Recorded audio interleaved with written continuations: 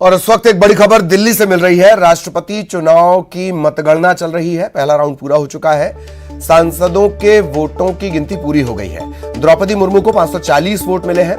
यशवंत सिन्हा को 208 वोट मिले हैं। यह इस वक्त का अपडेट है। हम शुरुआत से ही आपको बता रहे हैं, द्रौपदी मुर्मू की जीत तय है। यशवंत सिन्हा विपक्ष के उम्मीदवार। यशवंत सिन्हा 1,45,600 का वोट महत्व और वोट की संख्या की बात करें 208 वोट उन्होंने हासिल किए हैं। द्रौपदी मुर्मू ने 540 वोट हासिल किए हैं।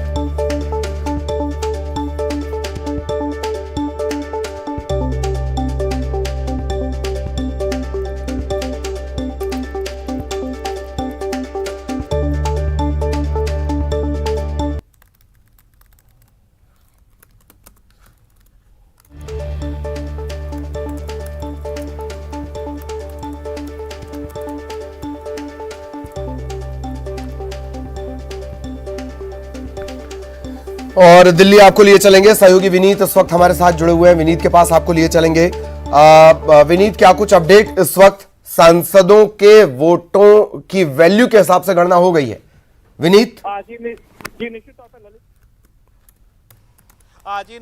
जी निश्चित तौर पर ललित, मैं आपको बताना चाहूंगा कि सांसदों के वोटों की गिनती जो है वो हो गई है। और मैं आपको बताना चाहूंगा कि 748 वोट जो है वो कुल वैलिड वोट थे। हालांकि मैं आपको बताना चाहूंगा कि 15 ऐसे सांसद थे जिन्होंने वोट किया लेकिन उन्होंने गलत वोट किया, इसीलिए कारण उन्हें अनवैलिड वोट जो है वो कर दिया गया। इसके साथ ही साथ मैं आपको बताना चाहूंगा कि 540 वोट जो है वो द्रौपदी मुर्मू को मिले हैं और उनके वोट की जो वैल्यू है वो 3,78,000 वोट की वैल्यू है। वहीं पर दूसरी ओर यशवंत सिन्हा के बारे में बात करें तो उन्हें 208 वोट मिले हैं और उनके वोट की वैल्यू जो है वो 1,45,600 में है। तो काफी आगे जो है, अगर हम सांसदों के वोट के हिसाब से देखें तो द्रौपदी मुर्मू जो है वो काफी आगे जो है वो चल रही है। और इसी को लेकर के जो एनडीए के जो पक्ष है उसमें जश्न का माहौल है। और इसके साथ ही साथ मैं आपको बताना चाहूंगा कि अब से थोड़ी देर पहले हम कुछ संथाल लोगों से बात कर रहे थे जो अपने परंपरागत नृत्यों के साथ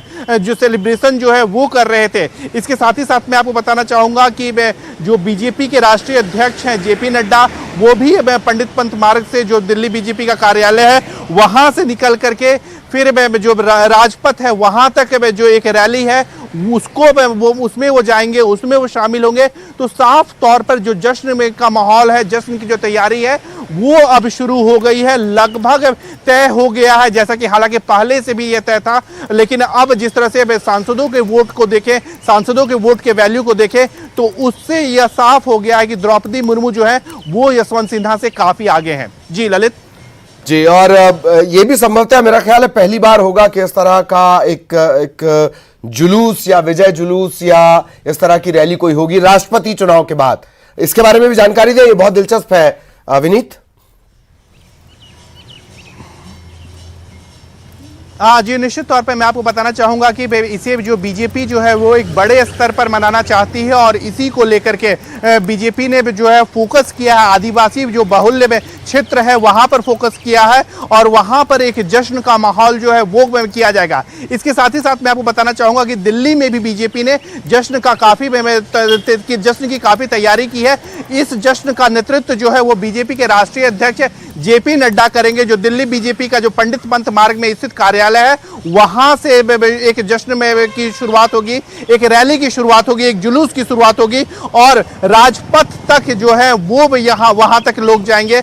तो साफ तौर पर यहाँ पर जश्न की जो तैयारी है वो काफी जोर शोर से हो रही है। इसके साथ ही साथ मैं आपको बताना चाहूंगा कि दिल्ली में उड़ीसा में के रह रहे लोग, झारखंड के रह रहे ट्राइबल लोग, उनमें भी जश्न का काफी माहौल है और वो भी अपने परंपरागत नृत्यों के माध्यम से या फिर विभिन्न तरीकों से जश्न की जो तैयारी है वो कर रहे हैं, जश्न मना रहे हैं। क्योंकि एक तरह से जिस तरह से पहली बार एक महिला, आदिवासी महिला जो है वो अब राष्ट्रपति बनने जा रही है, उसको लेकर के काफी उत्साह है, लोगों में काफी उत्साह है और कहीं ना कहीं उनके सशक्तिकरण की ओर एक बड़ा कदम जो है वो इसे माना जा रहा है और इसी को लेकर के एक जश्न की तैयारी है। एक और बात मैं आपको बताना चाहूंगा कि अब से थोड़ी देर बाद जब मतगणना जो है वो खत्म हो जाएगी, उस वक्त प्रधानमंत्री नरेंद्र मोदी जो है उसके बाद जो एनडीए की उम्मीदवार है द्रौपदी मुर्मू, जब चुनाव आयोग इसकी घोषणा कर देगा कि वो विजय हो गई है, उसके बाद जो है द्रौपदी मुर्मू के साथ जब वो राष्ट्रपति का चुनाव जीत जाएंगे, उसके बाद प्रधानमंत्री नरेंद्र मोदी उनके साथ मुलाकात करेंगे और उनका अभिनंदन भी करेंगे। जी और उनके गांव ऊपर बेड़ा से भी हम लगातार बता रहे हैं कि किस तरह से वहां पर भी तैयारियां हैं जश्न को लेकर। मैं एक चीज जानना चाह रहा हूं विनीत की, सांसदों की वोट वैल्यू हो गई, ये थोड़ी जटिल प्रक्रिया दरअसल होती है, दर्शकों को बता दें। तो विनीत कितना और वक्त लगेगा? अब मेरा ख्याल है सिर्फ औपचारिक ऐलान ही बाकी है विनीत। आज निश्चित तौर पे अब हम कह सकते हैं कि अगले कुछ घंटों में, 1 से 2 घंटों में, जब विधायकों के वोट, क्योंकि हर एक राज्य के जो वोट डाले गए थे, विधायकों के जो वोट में डाले गए थे, उनके वोट जो है वो अब गिनती शुरू हो गई है। तो उनके वोट को जब गिन लिया जाएगा, उसके बाद जो है उसके बाद में से ही जो है वो औपचारिक घोषणा कर दी जाएगी। हालांकि ये सब औपचारिकता ही है, क्योंकि न सिर्फ एनडीए के लोगों ने उनको समर्थन दिया है, लेकिन जिस तरह से द्रौपदी मुर्मू को चुनाव में एनडीए ने लड़वाने का फैसला लिया, उसके बाद हम देखते हैं कि बीजेडी ने भी इस तरह का फैसला लिया, बीजेडी ने भी समर्थन दिया। इसके साथ ही साथ कांग्रेस की जिस तरह से सरकार है झारखंड में, और झारखंड में की जो सहयोगी दल है, हेमंत सोरेन की जो पार्टी है झारखंड मुक्ति मोर्चा जेएमएम, उसने भी समर्थन देने का फैसला किया है। इसके साथ ही साथ हम देखें कि उड़ीसा से कांग्रेस के भी कुछ विधायकों ने क्रॉस वोटिंग करके साफ तौर पर कहा है कि वो द्रौपदी मुर्मू के उम्मीदवारी को समर्थन करते हैं, उनको वो वोट दे रहे हैं। इसके साथ ही साथ हमने देखा कि महाराष्ट्र से शिवसेना के दोनों ही गुटों, चाहे उद्धव गुट हो या शिंदे गुट हो, दोनों ने ही समर्थन में दिया है। तो निश्चित तौर पर एनडीए की जितनी संख्या बल है, उससे अधिक संख्या के साथ द्रौपदी मुर्मू जो है वो चुनाव जीतेंगी, यह लगभग तय है। जी एक बात और है कि विनीत के एक तीर से दो शिकार, एक तो पूरी आधी आबादी को एक मैसेज, और दूसरा आदिवासियों का जो परंपरागत वोट बैंक है, जो माना जाता था कि अब तक कांग्रेस के पास है, हालांकि बीच में वो अलग अलग जगहों पर छिटक कर इधर से उधर मूव हो रहा था। इन दोनों को एक बड़ा मैसेज देने की कोशिश इस नाम के सहारे है, तो जाहिरा तौर पर उसे कैश भी उसी तरीके से करवाया जाएगा। विनीत,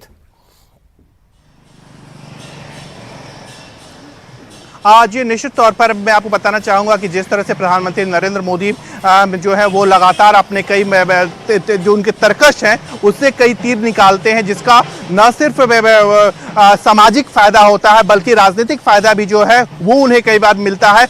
तो इसी फायदे को हम यहाँ पर भी देख सकते हैं। निश्चित तौर पर अगर हमें एक महिला को राष्ट्रपति बनाया जाता है, देश के सर्वोच्च पद पर बैठाया जाता है, ये एक कहीं ना कहीं महिला सशक्तिकरण के लिए ये काफी महत्वपूर्ण हो जाता है। इसके साथ ही साथ अगर हम देखें कि वो महिला अगर आदिवासी समुदाय से आती हैं, आदिवासी समाज का प्रतिनिधित्व करती हैं, तो ये भी आदिवासी समाज के लिए, आदिवासी समुदाय के लिए एक सशक्तिकरण की बात होगी। उन्हें जिस तरह से लगातार उनके उत्थान की बात होती है, प्रधानमंत्री नरेंद्र मोदी जिसका हम बात करते हैं, तो निश्चित तौर पर जिस तरह से सामाजिक परिवर्तन की बात हो रही है, तो इसके साथ ही साथ कहीं ना कहीं इसका फायदा जो है राजनीतिक तौर पर भी बीजेपी उठाने की कोशिश करेगी। और इसीलिए हम देखते हैं बीजेपी न सिर्फ इस जीत से काफी उत्साहित है, बल्कि इस जीत का जश्न भी जो है वो बीजेपी मना रही है। इसके साथ ही साथ मैं आपको बताना चाहूंगा कि न सिर्फ जीत का जश्न जो है वो बीजेपी दिल्ली तक सीमित कर रही है, बल्कि उन हर क्षेत्रों में बीजेपी ने अपने कार्यकर्ताओं को जश्न मनाने का निर्देश दिया है। बीजेपी राष्ट्रीय अध्यक्ष की ओर से निर्देश दिया है जहां पर आदिवासी बहुल्य क्षेत्र है, तो निश्चित तौर पर उन लोकसभा सीटों पर, उन विधानसभा सीटों पर भी बीजेपी जश्न मनाएगी जो आदिवासी बहुल्य क्षेत्र है। और कहीं ना कहीं बीजेपी यह संदेश देना चाहेगी कि अगर आदिवासी समाज के कोई विकास की बात करता है और उनका प्रतिनिधित्व की बात करता है तो वो बीजेपी है। तो निश्चित तौर पर यह हम प्रधानमंत्री नरेंद्र मोदी, बीजेपी राष्ट्रीय अध्यक्ष जेपी नड्डा और केंद्रीय गृह मंत्री अमित शाह का मास्टर स्ट्रोक मान सकते हैं, जिससे उन्होंने न सिर्फ राजनीतिक तौर पर, सामाजिक तौर पर परिवर्तन लाने की बात की है, बल्कि इससे कहीं ना कहीं अपनी पार्टी के लिए राजनीतिक फायदा भी उठाने की कोशिश की है। जाहिरा तौर पर भारत की जनसंख्या का तकरीबन 8% यानी 10 करोड़ के आसपास ये संख्या है। हालांकि कोई फिक्स आंकड़ा इसका नहीं है, अलग अलग जगहों पर अलग अलग मान्यताओं के लिहाज से। बहुत बहुत शुक्रिया विनीत, आप लगातार नजर बनाए रखें, आगे भी हम अपने दर्शकों को आपके जरिए अपडेट